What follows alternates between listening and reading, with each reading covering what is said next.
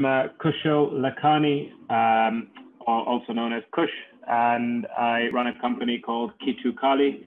Kitu Kali means hot stuff in Swahili, and we're a footwear brand based in Kenya, handmade footwear brand.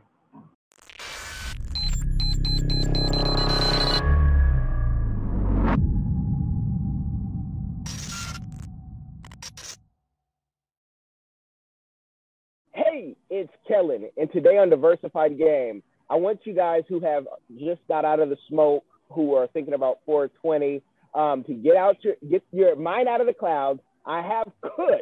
Yes, we're going to break down the nickname so we make it easy, but we have Kush today from Kutu Kali and his footwear company. My gosh, he's originally from Nairobi. Don't let, he looks like he's Indian. He is. Why? Because there's Indians in Kenya all over the world. There's over 1 billion people. They spread out, right? And he is going to give us the game on how he came up with this African footwear, not just to do it, because for those of you who don't know, Africans have been wearing shoes, but he's taking African fabric and taking it worldwide. So, Kush, welcome to the show. How you doing, brother?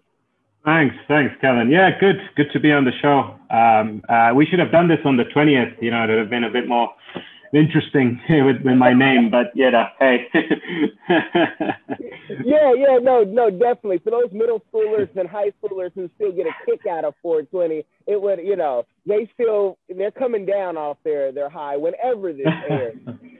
But yeah. I want to know, because when I saw your, and it was Elvis, who will edit this interview, who I believe and he knows of your company. When he showed us this, I was like, whoa, this is what I'm talking about. African wear at a high level, going global. So you being from Nairobi, I know you've also lived in the UK and you're back home. How did this idea just spark? How did you put it together? Yeah, so let's take it back 3 years ago. We've been in the market for 3 years. I had two partners at the time, two co-founders, and they're also from Kenya. And one of them was on holiday in Kenya, just visiting family and friends. Went to a mall or something and saw a little small advert saying, "We sell unique shoes. Call this number." And he called the number and he was taken to a shop, a small little shop somewhere in the middle of nowhere. And there was a table in that shop, and across the table were these vibrant, cool, crazy shoes that he had never seen in his life. And at the time he was like, cool, I'll buy 5 pairs.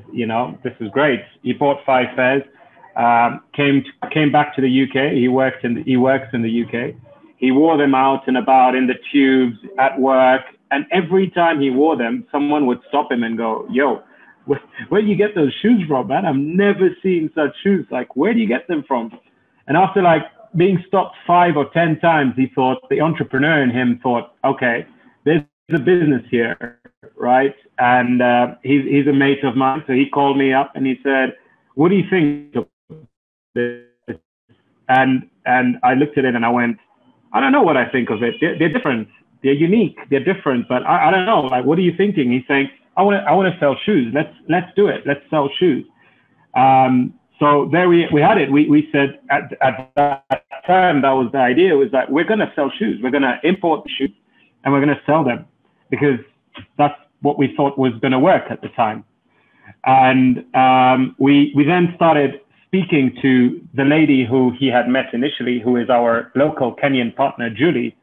And we started speaking to Julie and we said, Julie, where are these made? You say they're handmade, so who makes them? She said, we have a workshop in Kibera. And, we were shocked by that because for people who are listening who don't know what Kibera is the largest urban slum in Africa. And growing up, we used to hear about Kibera. We used to walk past Kibera or drive past Kibera. You don't really walk in Kenya. It's too dangerous. We used to drive past Kibera and be like, wow. It's a huge slum area, and you can see people are struggling. People are hustling every day. It's sad, really. It's a sad sight. And we said, how can these cool, unique, high quality shoes be made in a slum area? It didn't make sense to us at the time.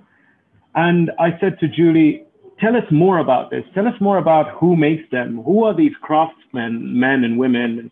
Where are they made? And she gave us the story, the deep story about these people are struggling craftsmen who are trying to make a living out of selling shoes, out of creating unique shoes that are not seen before. But they don't have a platform to do it. They don't have the backing. So they try and they struggle and they're hustling. And I said, there's a story behind this. I told my partners at the time, I said, guys, there's something bigger than just selling shoes. Like, shoes is great and they're unique. That's fine. But there's a story behind this. The people that are making these shoes, they are struggling craftsmen, and struggling in the sense they're not given the platform. They're not empowered to do what they do well. And, typically you'd get brands or other companies that will source and, outsource their production to a workshop in the Kibera slums, but they wouldn't really tell the story of them. So they're not getting that empowerment, or, sometimes it's unfortunate the companies don't pay fair wages because they take it in the sense of, oh, it's from Kibera, so they'll be happy with X. They don't need a higher, even though their margin on that is way higher. And we wanted to change that entire narrative and place the focus on this brand, this footwear brand, to be two parts. One, which is about empowering and impacting the local Kibera community and the workshops and the craftsmen that we use. But also the second part is when we started to learn more about the African fabrics that go into making these. There were fabrics that were inspired and sourced from all over Africa. You have Ankara and Kente from Ghana and West Africa, Nigeria. You had local Kikoi and Maasai clothing fabrics from Kenya. You had tribal fabric from South Africa. And there was another story behind that, which is showcasing African culture through fabrics, because each fabric has a story behind it. The Maasai fabrics, red and black. There's a reason why it's red and black. It's because the Maasai used to wear red to deter lions when they were chasing and hunting lions back in the day. The tribal South African material, it's tribal. It's from the tribes of South Africa. This is what they showcase on their clothing. Kikoi is inspired by the coastline. So I'll pause there, but that's kind of what we were trying to incorporate into a brand. And so you get the folks, the cobblers who are making shoes the old school way and pay them a fair wage, but then to say, okay, I'm going to push it to, the UK or the US. You do ship these, it looks like, these pieces of art, correct? And how far do you ship them? And most people will say, well, they're already $89, Kellen, online. Does that include the shipping? Because, of course, DHL gives you a free deal, right? Not. So talk about, how expensive it is to ship. Yeah. So when we started the brand, we thought we were going to go straight, because we were working and living in the UK at the time, the three of us, our three partners. And then we had our local partner, Julie, who was taking care of operations here locally. So we said, let's sell in the UK. We set up a website, not knowing anything about e-commerce or marketing. We were learning day by day. And we thought, if we launch a website, we put some money into Facebook advertising, surely we'll sell 1,000 of these in a week, right? I mean, that's how it works. Not it did work. It just didn't work. We set up the website. We did everything we could, but you're an unknown brand with 10 followers on Instagram, just launched. No one's going to trust you. No one's going to put $80 or $90 into a pair of shoes. You have no reviews. Who are you? Kind of thing. Random brand from Kenya. So we took back everything. We did a Kickstarter campaign, which boosted us, which helped a lot. And Kickstarter, obviously, they vet and they verify brands. So people bought through Kickstarter. We took that money. We spent it on website development and everything. And we moved focus to selling in Kenya. And in Kenya, it blew up, because in Kenya, you offer cash on delivery. So if you're a scam, you're not going to scam anything, because I'm going to pay you when I see the product, right? So that blew us up in Kenya, and we became a recognized brand here. We got loads of sales, loads of traction. And then we said, let's try again in the UK and see what happens. And as soon as from day one, when we launched in the UK, we started getting sales every day. And that was promising for us. And then we opened it up to European markets, Australia, and we started getting sales from the US as well, even though we don't proactively advertise in the US yet, which I think is a huge opportunity, but that's in plan to come. And we're going to do something big in the US soon, hopefully. But we ship all over. So coming back to your question, in UK, in US, in Western markets, free delivery is a known thing, right? You have to offer free delivery. So the $89 or I don't actually know the conversion. I know it's 54 pounds, maybe that's around $80, but that includes shipping, and we pay for it. And DHL is not the cheapest way of shipping. You know, we pay at least 15 to 20 pounds per customer per order to deliver it to the UK. US is even more, but you're paying and you include that. So the payment includes that. I want to really harp on that because I have shared these shoes, and I understand how Africans, Black people, I don't know if you've seen the movie Namaste Wahala. It's on Netflix, but it shows. Yeah, I've heard about it. Yeah. Yeah, you know, the African and Indian culture, they try to marry, and the differences of culture, so they think, are so many similarities. I mean, Indian people love to dance. Black people worldwide love to dance. You haven't seen as much gold till you go to an Indian wedding, or if you go to, you know, maybe the club on a Friday night worldwide if there's a rapper in town, or, you know, or just folks who are trying to sign. So there's so many similarities in the cultures in Africa have been intertwined. But the one thing that really, besides, you know, the food being spicy, that similarities are, folks always want to negotiate the price. They always, everything is always too much. If it was $1. So how have you dealt with that? Because that's difficult to deal with as an owner. I'm telling you, I mean, you hit the head on the nail. Like, it's when we launched the brand initially, we weren't really promoting the website side of things for that very reason, because people wanted to talk to a human, and people wanted to discuss things with this human on the other side about buying this pair of shoes. You know, how fast can you deliver? What styles do you have? What sizes do you have available? Well, we're made to order, so any size, any style you want, we can get it done. Okay, how much? Is that the best? If I buy 2, how much will that cost me? And so I was doing the customer services, and, you know, I was dealing with 100 to 200 queries a day of how much, how fast can you deliver? What size do you have available? I was just going nuts over answering this stuff. And I said to the guys, we need a forced behavior here. I can't be conversing. Like, it's fun. I'm getting to know my customer and getting to know what worries them and what answers they need before purchasing, because all that knowledge, I took it and built it into the website. And so I said, guys, we need to launch our website, and we need to force traffic through that website and just say, sorry, we're not taking orders over an Instagram direct message anymore. It's just not happening. And that worked. You know, it's the culture here is changing. It's less of that I need to speak to someone and argue.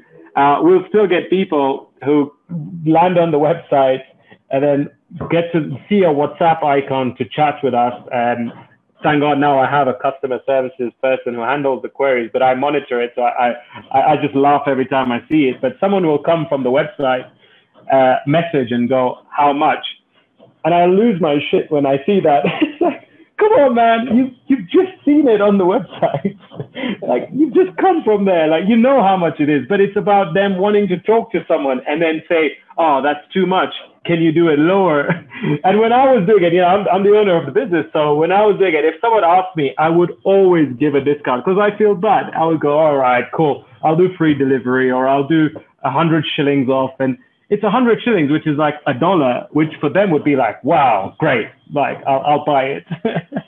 And do they have to come to Kibera, or is there a mall inside, you know, one of the malls or many of the malls that sell your shoes? Yeah, we're starting to stock in different shops, big supermarkets out here, mostly online. But, you know, like if, and I'm starting to do this with a couple of tourist companies, agencies, where they want to give their clients the Kibera experience. And, and show the artisanal and craftsmen and how that culture and that side of Kenya. So we're creating these experiences together, and it's like a tour of an hour or two where we take you into Kibera, into the heart of Kibera, where we are just one workshop from loads of different workshops that do so many different things. So they can do that. They can reach out to me, and I'll be happy to show them around that and give them that experience. Otherwise, yeah, shopping online or we'll just deliver to their hotel.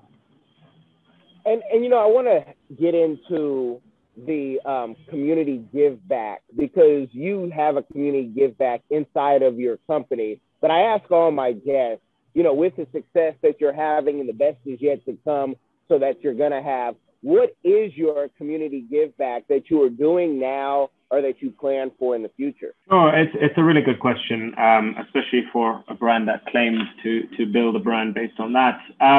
Look, we didn't want to go down the typical route where brands say we give X% of our sale to this community, because that can just mean anything, right? And we wanted to do it in a different way that actually has an impact. So the biggest way I would say is by keeping our brand promise of keeping the handmade side of the business and using or only employing craftsmen from the Kibera communities to create our footwear, keeping that as we scale.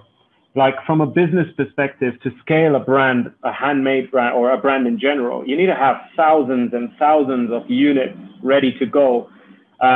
We can go to China. I can send them a pair of shoes to China and they'll replicate the whole thing. And I'll probably get it cheaper than what I pay now to my craftsmen, but I will never do that. And that will go away from the brand. So one side is the people, the craftsmen that we employ, we're going to continue to employ more and more.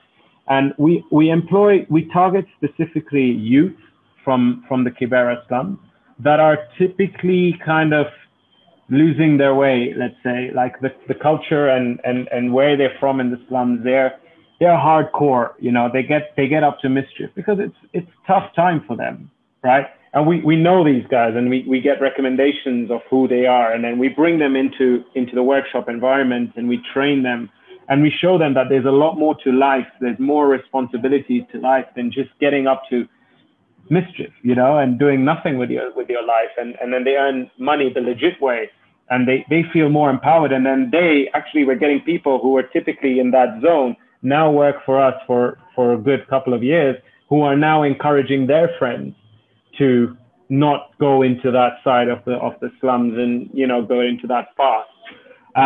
So keeping that community impact, long story short, keeping that community impact at the core of what we do through the craftsmen, but also through small things like the shoe bags that we give all our shoes in. We give a free shoe bag, by the way, with every pair that you buy, and it's an African shoe bag.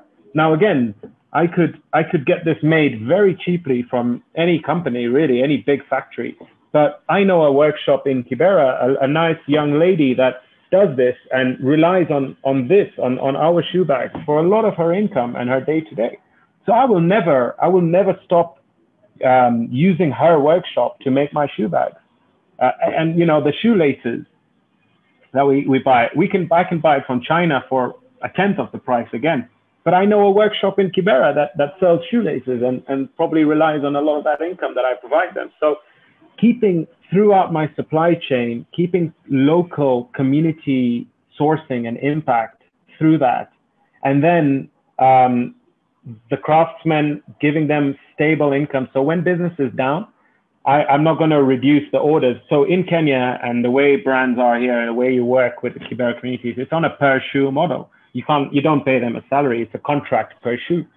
So for them, typically when brands are not doing well, they get no orders, and then they're literally back on the streets again, trying to hustle and struggle for orders.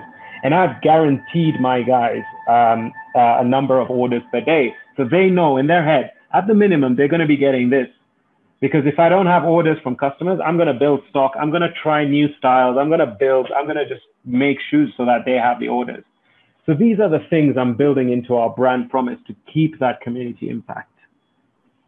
And I love that, because you also setting your brand up to be especially for $35, if you come to Kenya, a luxury brand versus, anybody. No diss to anybody, because China's getting their hustle on. We love the hustlers as entrepreneurs, but Ferragamo's not going to China to get their shoes made because it's Ferragamo. We'd be mad if our Ferragamos were made in China, because it would really show, for the mass quantity. It's supposed to be like a Bugatti, you guys.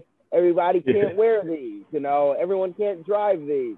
So I love that part of it. It's a luxury shoe brand. And I know I will have a pair on, whether I have a trip planned for Kenya. I don't know if I can wait that long, and I might just have to order it, but I would love to literally get fitted and document that experience, because you're doing something that they're going to write about in history books. And when I think about what you're doing, giving folks a platform to show their greatness, which is kind of a Nipsey Hussle quote, because folks knew they were great, but they didn't have a platform to explain it. You're giving the cobbler, you're creating cobblers and putting people in other positions.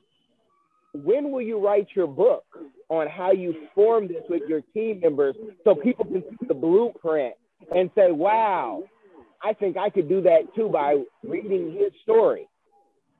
Yeah, I'm not a good writer, but I love to say the story. I love to tell the story, and look, we're nowhere near where we want to be. We've done, touch wood, done well enough to be able to create a brand that I now focus full time on, where traditionally for the last 3 years I've been, I have had jobs. I'm a management consultant by background. So I've had corporate jobs, and I was running Kitukali, in the evenings between 8 p.m. and midnight every day in UK. And so I'm lucky enough that now the brand is in a state that I can see the growth potential. And I said, I have to focus on this thing full time, and I have to take it on and grow it. But there's so much to do still. There's so much to accomplish for us to say we've made it. We've done well for ourselves. And we're doing the right things, but we've made so many mistakes, Kellen, don't get me wrong. Through the years, we've blown money into the most ridiculous things that, looking back, we would have been way better off not spending that money, because if we had known. But we're learning these things. And when I come across entrepreneurs in my journey now, local Kenyan entrepreneurs especially, that are trying to do a similar thing, that are building their businesses, I just offer my advice, and I offer what we've done wrong, what we've learned, and what we want to achieve, and just spread the word, spread the story that it's possible, guys.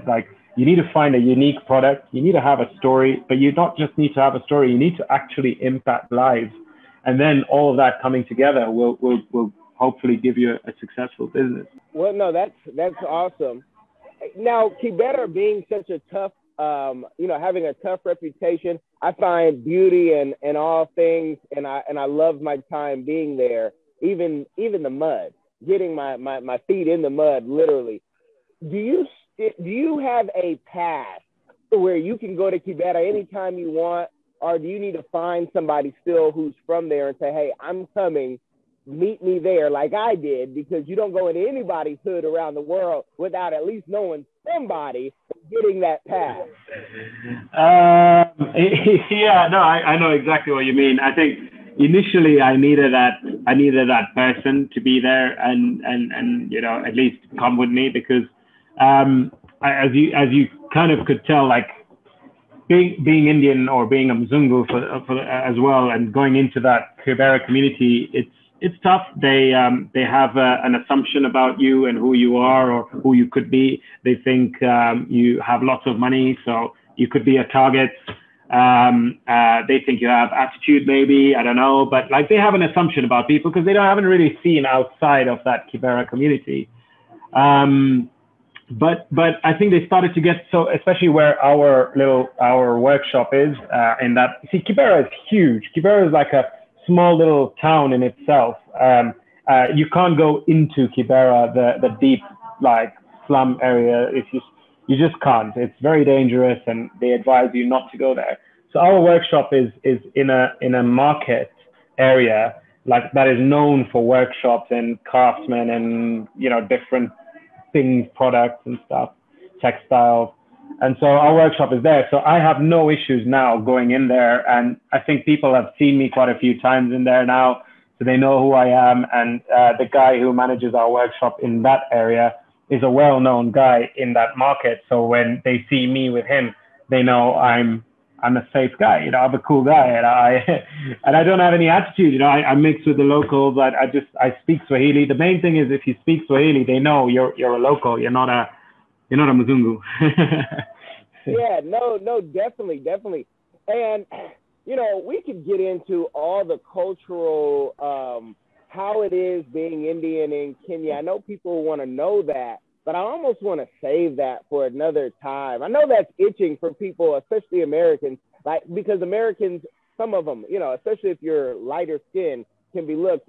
Our camera guy, when we went, was called a Mzungu, and he's like, "I'm not Mzungu," I'm not, you know, but you are, you know, because just because you know Jumbo or Santi Sana doesn't mean that you are from here. You know, Kush is from there. He knows the language. He grew up there. He knows the food as well as knowing his, you know, he speaks 4 different languages.